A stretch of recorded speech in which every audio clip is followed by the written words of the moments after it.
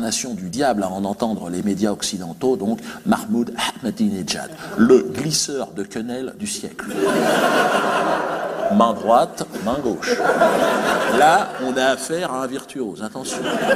Dès qu'une tribune internationale s'offre à lui, figure libre. Double salto, réception sur une jambe. Le gars... Vous l'avez vu à la tribune des Nations Unies. Quenelle, prenez, mangez-en tous. Devant un parterre. Tu sais, les parterres avec la reine d'Angleterre. Oh, choqué, dégage, sale pute. Le gars, il parle pas comme ça. Eh, il n'est pas invité au mariage. Hein. Et le gars... Non, mais il parle pas comme moi. Mais je veux dire, attends, aux Nations Unies, à New York. Il marche le micro? Alors... Les attentats du 11 septembre ont été commis par les États-Unis et Israël. C'est tout.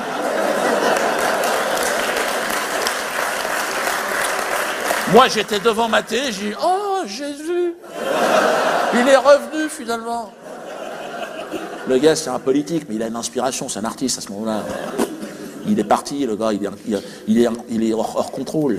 Il peut plus. J'ai commencé à l'apprécier, moi, à partir du moment où Bush, Merkel, Berlusconi, Blair, tout ce ramassis de merde, s'était mis à lui cracher à la gueule. Je m'étais dit, c'est lui le patron. Donc, je lui envoie un CV. Alors, très cher Mahmoud, je pratique le glissage de quenelle depuis quelques années maintenant, de manière artisanale.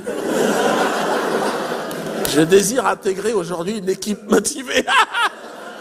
Vous imaginez un mec comme moi, un humoriste de la banlieue parisienne? Je veux dire, je fais un sketch sur un colon israélien, la moindre des choses. Je me retrouve chez Mahmoud 6 ans plus tard, dans son salon. Ah, ben j'étais fier. Tu plaisantes, t'étais où, toi? On a parlé de quenelle pendant 1h15. Moi, je lui ai parlé de mes quenelles 275. Je lui ai dit, j'arrive à faire de l'épaulé, j'arrive sur de la très belle section. Mais bon, on ne joue pas dans la même catégorie, il faut être clair. Mahmoud, il commence à taquiner, c'est de la quenelle de 300. C'est beau. Moi j'invite Forisson au Zénith, je taquine, j'ai envie de dire.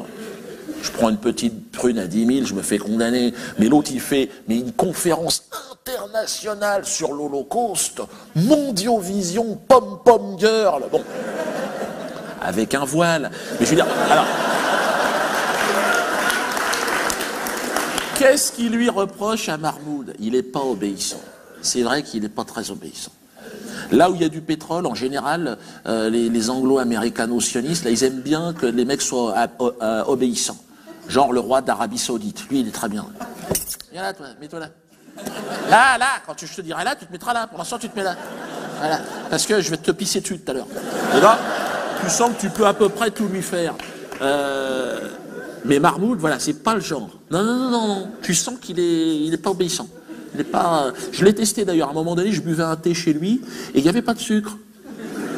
Alors tu sais, j'ai dit, regarde Mahmoud, le sucre. Alors là...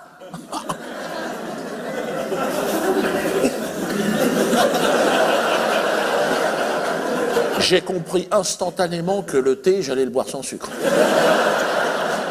Et que si je poussais un peu la plaisanterie, le sucrier, je l'avais dans le fion. Donc là, stratégie de la belette. J'ai baissé le museau, franchement. Et je suis tombé sur ses chaussettes, ça a été le déclic. L'autre, 4e producteur de pétrole du monde, l'autre, en costard avec des chaussettes de tennis.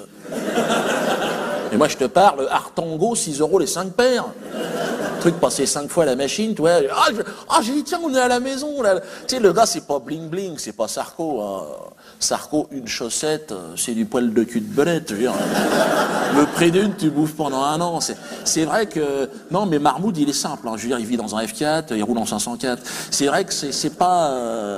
Alors, c'est vrai qu'il est... Avant, les Anglais avaient mis un mec très obéissant en Iran, il s'appelait le chat. Bon, ils auraient pu l'appeler le chien. Franchement, tu balançais un os, il te le ramenait avec le sourire. Mais bon...